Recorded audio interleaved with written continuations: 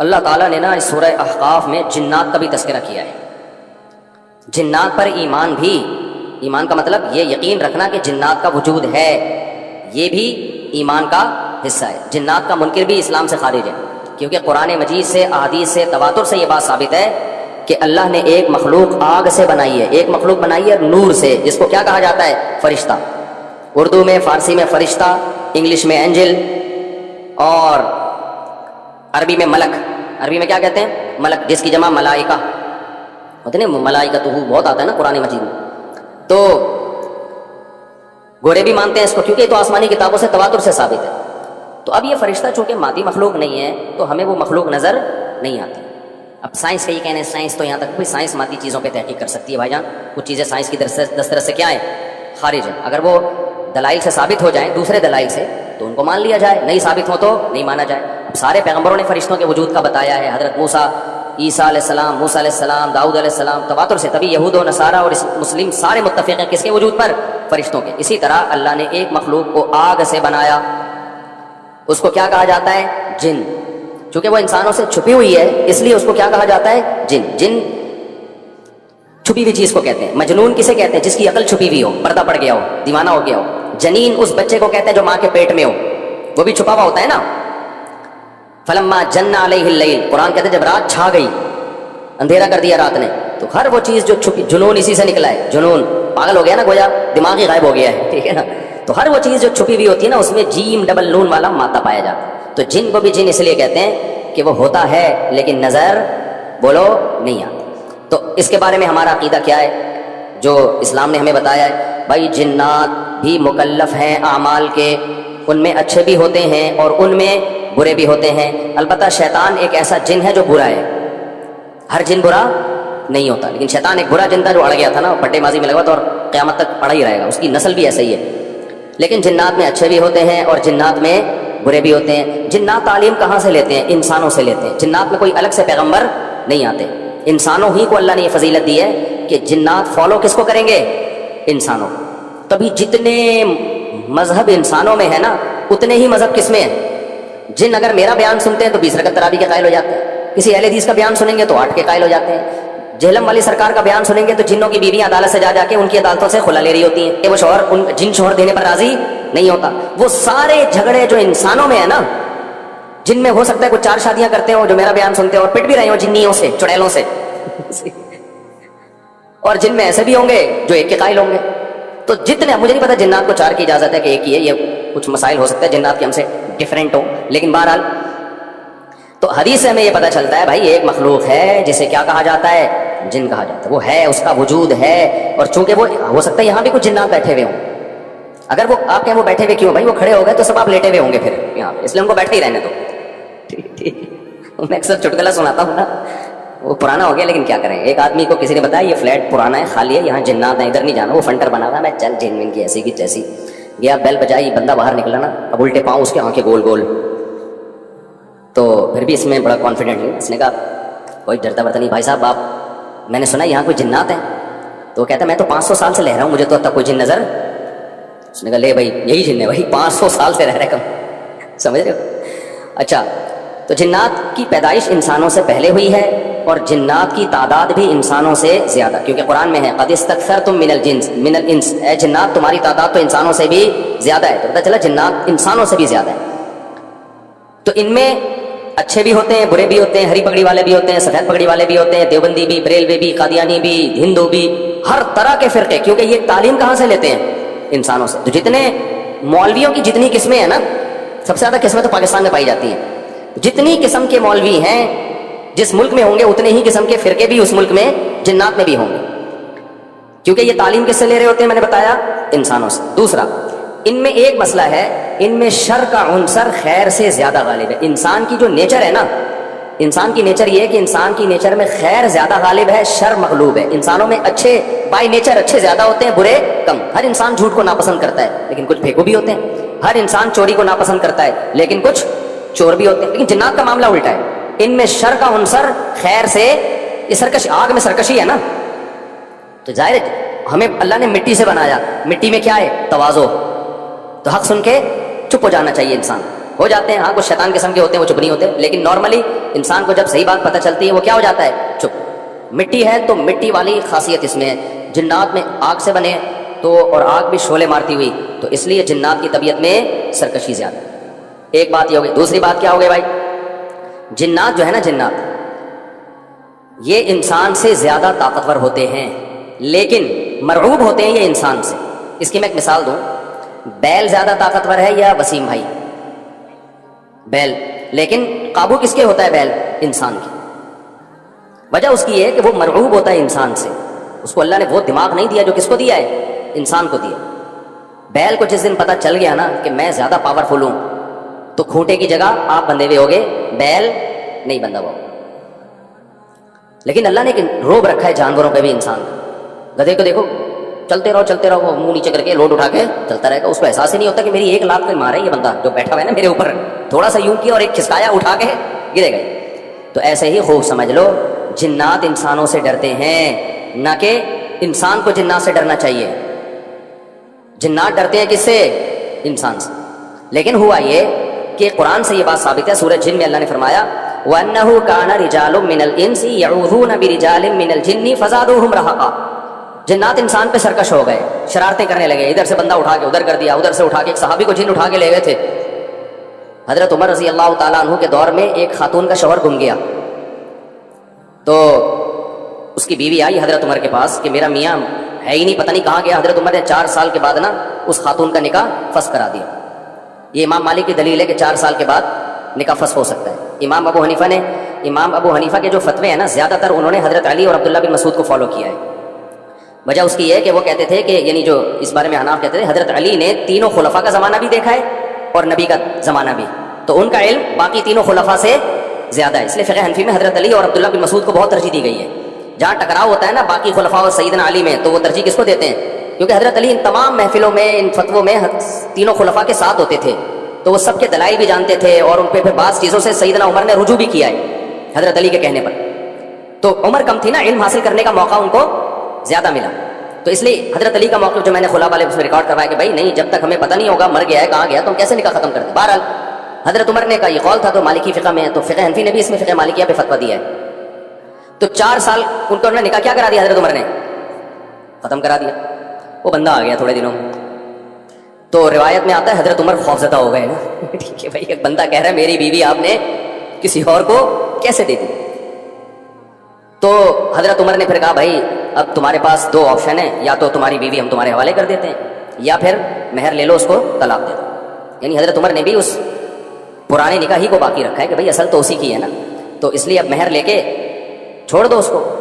مقصد یہی ہوگا کہ ہم اس کا وہیں نکاح کرا دیتے ہیں، یا دوسرا آپشن یہ ہے کہ ٹھیک ہے بھائی اب تمہارے نے، اس نے کہا نہیں اب ظاہر اب کسی اور مرد کے پاس چلی گئی ہے تو انسان کو اس میں غیرت بھی آتی ہے نا، انہوں نے کہا نہیں میرا مہر مجھے واپس کر دیں، اب اسی کے ساتھ رہے، ٹھیک ہے نا۔ پھر حضرت عمر اس سے پوچھنے لگے ہوا کیا تھا، اس نے بتایا جن اٹھا کے لے گیا تھا۔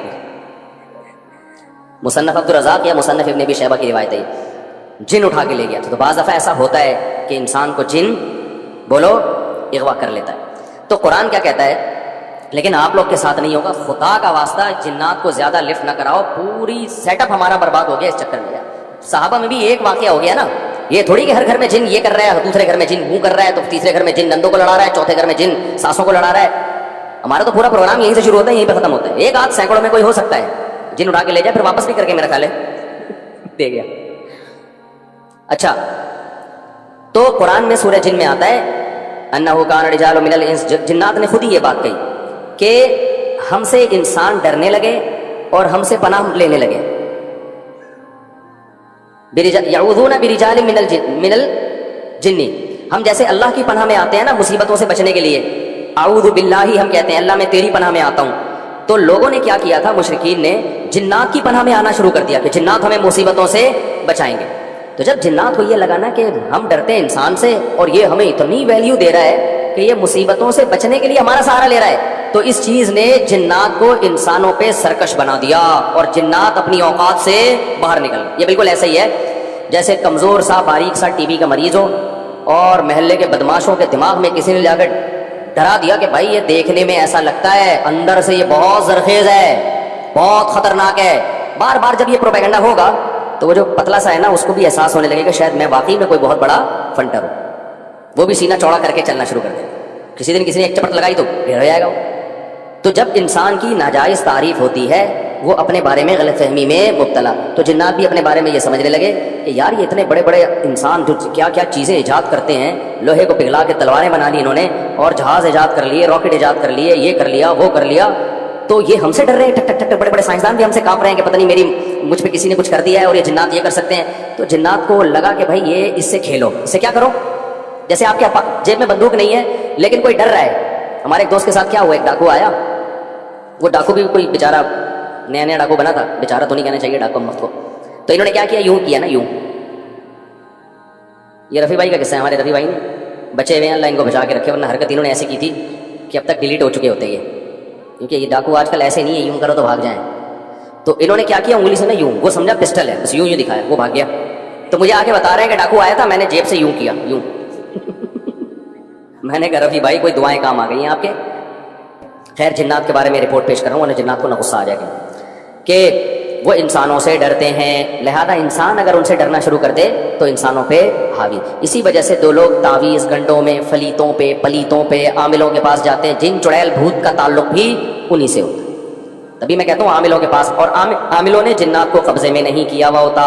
یہ عامل خوش فہمی میں, جنات نے ان کو قبضے میں کیا ہوا ہوتا ہے. سمجھتے ہو؟ جیسے لوگ امریکہ کو برا بھلا کہہ رہے ہیں, اسرائیل کا ساتھ دے رہا ہے. امریکہ کہہ رہا ہے بھائی مجھے نہیں برا بولو, میں نہیں دے رہا, اس نے مجھے گردن سے دبوچا ہے, یہ میری جیب سے پیسے نکال رہا ہے. تو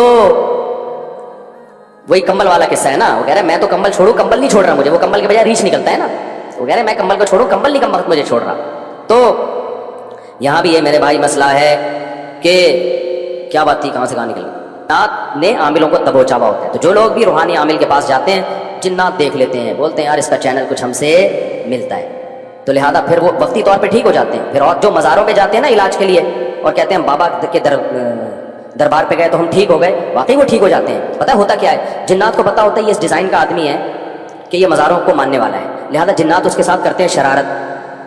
پھر وہ چلا جاتا ہے مزار پہ, جنات کو شرارت کرنا چھوڑ دیتے ہیں. جب چھوڑ دیتے ہیں تو اس کو یقین آتا ہے یار یہ بابا کی کرامت ہے. تھوڑے دن میں جنات پھر کوئی بڑا اسکرو ڈرائیور لا کے اس کو اسکرو ٹائٹ کرتے ہیں.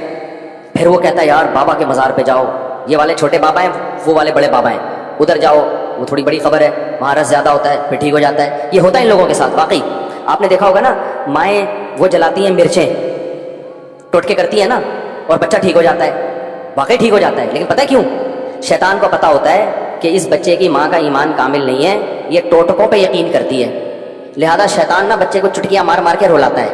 پھر ماں کہتی ہے میرے بچے کو لگی ہے نظر, اور نظر کا حل جو سنت نے بتایا ہے بھائی اعوذ بکلمات اللہ تامہ پڑھو, یہ جو دعائیں ہیں, وہ ماں کیا کرتی ہے, وہ مرچیں جلاتی ہے کہ دھواں ہوگا تو نہیں ہوگا, دھواں نہیں ہوگا تو پتہ نہیں کیا ہوگا.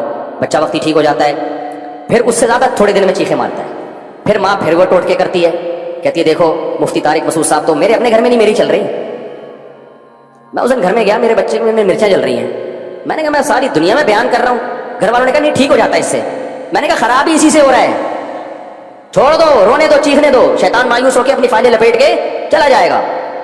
جب شیطان دیکھتا ہے نا یار اس پہ تو کوئی اثر ہی نہیں ہو رہا, تو شیطان ایک ہی بچے پہ تھوڑی فوکس کرتا ہے, کہتا ہے یار کسی اور کو جا کے چٹکی مارو, ان کے ماں باپ پہ اثر نہیں ہو رہا. تو جو مزاروں پہ جا کے ٹھیک ہوتے ہیں, بیمار رہے چھوڑ دیں مزاروں پہ جانا, تھوڑے دنوں میں خود بخود ٹھیک ہو. یہ ہوتا ہے, میں آپ کو ایک واقعہ سناتا ہوں, اس سے سمجھ میں آئے گا.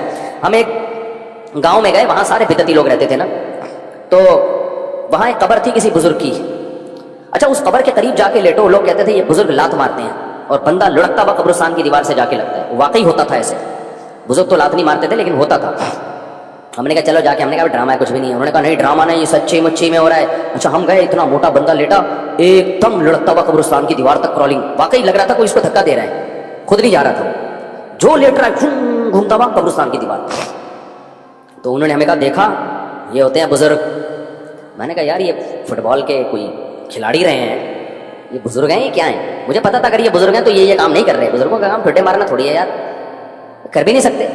اگر یہ ان میں یہ طاقت ہوتی تو جب ان کو غسل دیا جا رہا تھا ایک چمیٹ لگاتے رکھے ہے, میں خود مکہ ڈالوں گا اپنے اوپر, تم کیوں میرے جسم پہ ہاتھ لگا رہے ہیں. تو اندر سے بیٹھ کے نا لاتے مار رہے ہیں. میرا مقصد کسی بزرگ کی توہین نہیں ہے, ہو سکتا ہے وہ بزرگ ہو, لیکن اگر ہیں تو بھائی یہ کام بزرگ نہیں کرتے. اب کیا تھا, اب باری آئی ہماری.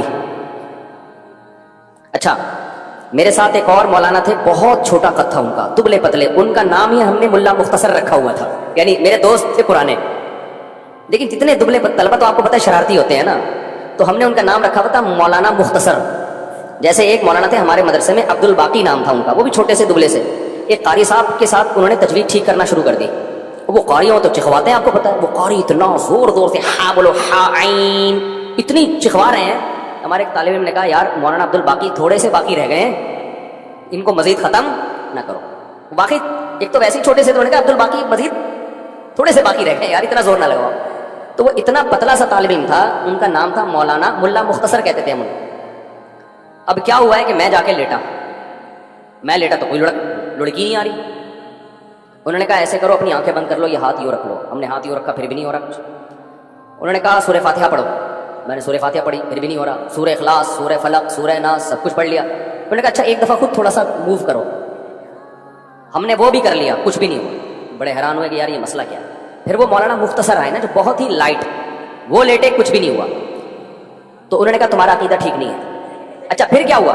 ہم نے کہا آپ لیٹو. کمال کی بات یہ ہے کہ اب وہ لیٹ رہے ہیں تو وہ بھی نہیں, ان کو بھی کچھ نہیں ہو رہا. اب وہ لیٹے نا آ کے, جو پہلے لڑک رہے تھے, جن کا دماغ بدعتی تھا, وہ لیٹے ہیں, وہ نہیں لڑک رہے. وہ کہہ رہے ہیں یہ ہو کیا گیا ہمیں, پہلے تو اب لات پڑتی تھی, ہم گھومتے ہوئے جاتے تھے. تو پھر انہوں نے کہا یہ سب تم لوگوں کی وجہ سے ہوا ہے. تم لوگوں کا بزرگوں پہ ایمان نہیں ہے, عقیدہ نہیں ہے, عقیدت نہیں ہے, جس کی وجہ سے بزرگ کیا ہو گئے, بزرگ کی یعنی یہ سمجھو کہ ناراض ہو گئے. ٹھیک ہے نا. تو ہم نے کہا ہمارا عقیدہ درست ہے. اب دیکھو یہ ہوا کہ یہ تو میرا آنکھوں دیکھا واقعہ ہے, اور اس پر میرے پاس گواہ بھی ہیں جو اس واقعے کے ہیں. ہمارے جامعہ کے اور بھی اساتذہ تھے, ٹیچر تھے, وہ بھی لیٹے, ان کو بھی کچھ نہیں ہوا. تو یہ میرے اکیلے کا نہیں ہے, میں اس کی تصدیق کے لیے گواہ بھی پیش کر سکتا ہوں. تو ہوا کیا ہے یہ سمجھو, یہ واقعہ بڑا ہے, واقعہ مقصد نہیں ہے. ہوتا پتہ ہے کیا ہے, جنات ہوتے ہیں ایسی جگہوں پہ. جنات کو پتہ ہے کہ یہ قوم قبر پرست ٹائپ کی ہے, یہ قبروں سے عقیدت رکھنے والی قوم ہے. تو یہ جب یہاں لیٹیں گے کسی بزرگ کی قبر پہ, جنات دھکا دیتے ہیں ان کو, تاکہ ان کا صاحب قبر سے عقیدہ مضبوط ہو. پھر کل آ کے یہ قبروں سے مانگیں. مانگنے کی جگہ مسجد ہے اللہ, تو یہ کس سے مانگیں گے یار؟ جب یہ اندر سے بزرگ یہاں سے کک مار کے ہمیں وہاں تک لے جا سکتے ہیں, تو یہ مجھے اولاد کیوں نہیں دے سکتے, یا یہ کیوں نہیں کر سکتے. تو جنات یہ حرکتیں کرتے ہیں. ان لوگوں پر جنات کا وہ چلتا ہے جن کے بارے میں جنات کو پتا ہوتا ہے کہ یہاں ہماری دال گلے گی. سمجھتے ہو؟ اب جب ہم چلے گئے نا, تو جنات کو پتا تھا یہاں ہماری دال انشاءاللہ گلے گی نہیں. تو جیسے ہی ہم گئے ہیں, ہمیں تو پتا تھا کوئی ٹھٹا مٹا نہیں ہے, بکواس ہے, یہ سب شیاطین کے تصورات ہیں. جنات نے اپنی فائلیں وائلیں لپیٹی, اپنے سارے ٹھڈے شاپر میں ڈالے, اور فائلیں لپیٹ کے مارکیٹ سے شارٹ. تو جنات وہاں سے چلے گئے تھے. یہی وجہ ہے کہ وہ لوگ اب دوبارہ لیٹے تو ان کو کچھ نہیں ہو رہا, حالانکہ پہلے تو ان کو ہو رہا تھا.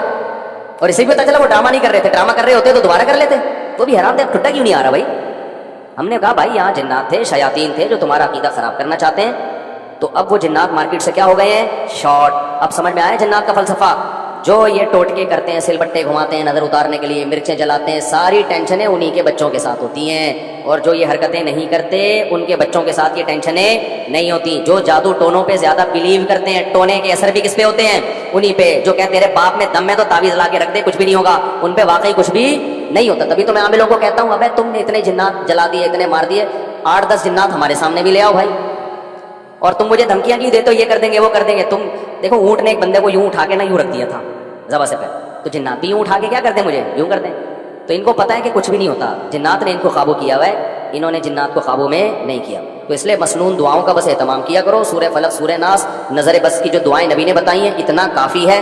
اس سے آگے اگر بڑھنے کی کوشش کی تو جنات سے حفاظت نہیں ہوگی. اور زندگی میں جو لوگ عامل کے پاس جاتے ہیں, چاہے دیوبندی عامل ہو, رائبنڈ کا مقیم ہو, بنوری ٹاؤن کا ہو, جامعہ الرشید کا ہو, دارالعلوم کرنگی کا ہو, جامعہ فاروقیہ کا ہو, جامعہ اشرفیہ کا ہو, یا بریلوی عالم ہو, شیعہ ہو, عالم نہیں, شیعہ عامل ہو, بریلوی ہو, حاجی ہو, حرمین کے امام کا علاج کرا کے بھی آیا ہو, کبھی ان لوگوں کو لفٹ کرانے کی کوشش بولو مت.